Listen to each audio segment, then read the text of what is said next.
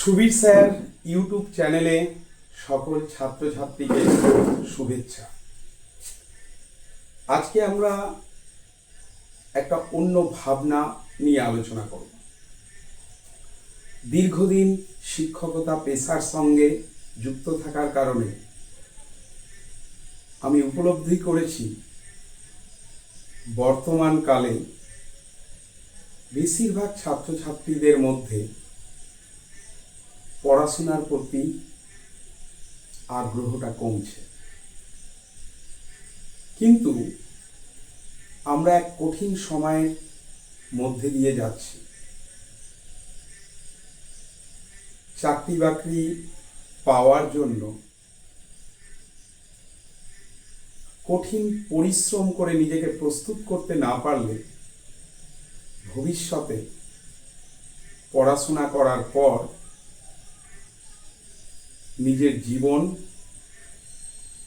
সুস্থভাবে কাটানো যাবে না। সেই কারণে আমি মনে করছি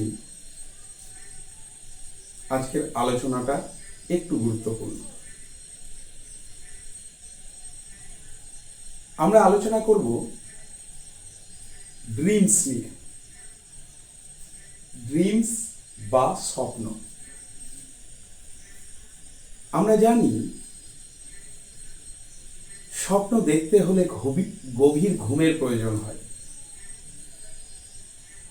আবার স্বপ্ন খোলা চোখেও দেখা যায়। এক স্বপ্ন দেখার জন্য গভীর ঘুম লাগবে, আর এক স্বপ্ন তোমাকে ঘুমাতে দেবে না। খোলা চোখে যে স্বপ্নটা দেখার প্রয়োজন, সেই স্বপ্নের দ্রষ্টা যদি তুমি না হতে পারো, তাহলে আগামী দিনে তোমার পড়াশোনার দ্বারা বড় কিছু অ্যাচিভ করতে তুমি পারবে না।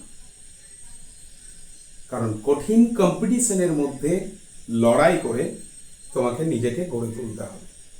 সেই জন্য প্রথম থেকেই 8-9 থেকেই তোমার এই স্বপ্নটা নিজের মধ্যে থাকা দরকার। কোন সেই স্বপ্ন? যেটা তুমি খোলা চোখে দেখবে। এই খোলা চোখে দেখা স্বপ্নটাকে সবাই বলে দেখতে হয়। আমি একটু অন্য কথা বলছি। আজকের ডেটে শুধু স্বপ্ন দেখলে হবে না, স্বপ্নটাকে পালন করতে হবে। দেখা আর পালন করার মধ্যে পার্থক্য আছে। স্বপ্ন সবাই কম বেশি দেখি। আমি বড় হয়ে অমুক হব, আমি IPS হব, আমি IAS হব, আমি ডাক্তার হব, আমি ইঞ্জিনিয়ার হব, আমি ভালো চাকরি করব। কিন্তু স্বপ্নটাকে পালন করতে সবাই পারে না। একজন মা তার সন্তানকে যেভাবে প্রতিদিন একটু একটু করে যত্ন করে বড় করে তোলে, তোমার ভেতরে দেখা স্বপ্নটা তোমার সন্তানের মতো তোমাকে পালন করতে হবে। প্রতিদিন প্রতি মুহূর্ত তাকে যত্ন করতে হবে। যদি তুমি এটা করতে পারো, তাহলে পৃথিবীর কোনো শক্তি নাই তোমার লক্ষ্যে পথে বাধা হয়ে দাঁড়াতে পারবে। স্বপ্ন যা তোমাকে গভীর রাত অবধি জাগাবে। স্বপ্ন যা তোমাকে সূর্য ওঠার আগে ঘুম থেকে ওঠাবে। স্বপ্ন যদি তুমি সময় নষ্ট করো, ভেতর থেকে তোমাকে কাঁদিয়ে ফেলবে। স্বপ্ন যে তোমার শরীর থেকে ঘাম জড়িয়ে দেবে। স্বপ্ন যে তোমার শরীরকে ক্লান্ত করার পরও আবার জেগে উঠতে শেখাবে। এই স্বপ্ন নিয়ে চলার প্রয়োজনীয়তা আছে। ছাত্রছাত্রীরা যারা পড়ছো, তারা শুধুমাত্র নবম শ্রেণী, দশম শ্রেণী, মাধ্যমিক, উচ্চ মাধ্যমিক এটাকে লক্ষ্য করে পড়ো না। তোমরা একটা স্বপ্ন নাও, আগামী দিনে তোমরা কি করবে, আর সেই স্বপ্ন করতে গেলে কতটা গভীর মনোযোগ সহকারে পড়তে হবে। পড়াশোনার প্রতি সবার এনার্জি থাকে না, কিন্তু এনার্জিটা তৈরি করে নিতে হয়।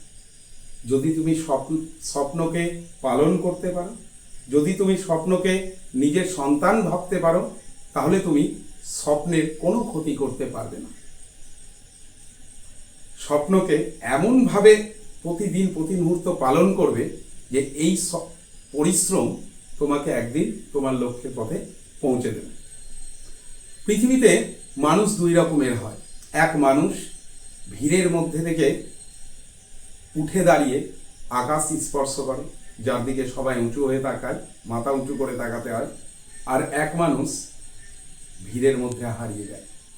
এখন এটা তোমার উপর ডিপেন্ড করছে, তুমি স্বপ্নকে প্রতিদিন পালন করে আকাশে পৌঁছে যাবে বা তোমার লক্ষ্যবস্তু অর্জন করবে, না তুমি প্রতিদিন সবাই যা করে সেটা করে ভিড়ের মধ্যে হারিয়ে যাবে। ভিড়ের মধ্যে থাকা ব্যক্তিকে সবাই প্রাধান্য দেয় না। একটু একটু করে নিজের সময়টা দাও এবং প্রতিদিন একটু একটু করে তোমার স্বপ্নটাকে প্রতিপালন করো।